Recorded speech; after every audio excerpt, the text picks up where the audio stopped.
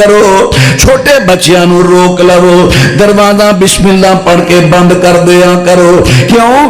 اس ویلے سورج غروب ہون تو فوراً بعد جڑیاں این جنات، چلو اپنی پنجابی بولے اور باہر دیاں چیزاں، آپ لفظ آڑے چلدا ہے نا، یہ جڑیاں باہر دیاں چیزاں نے نا، جنات شیاطین، اے پھر سورج ڈوب دیاں فوراً آبادیاں وے لشکراں دے لشکر آ جاندے نے۔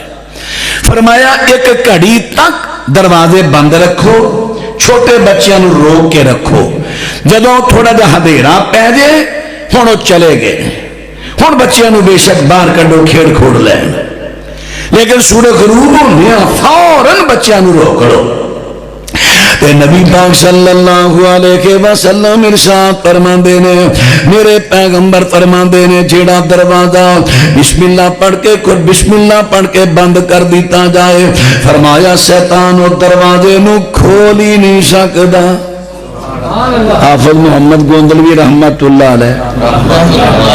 استاد جی اسی رات نو تالے مار کے سونے سمجھ نہیں ہوندی، بند کوئی گھروں چیز بھی نہیں جاندی، کوئی چور آوے کوئی چیز چک کے کھڑے، دروازے رات کو ساڑے کھول جاندے نے۔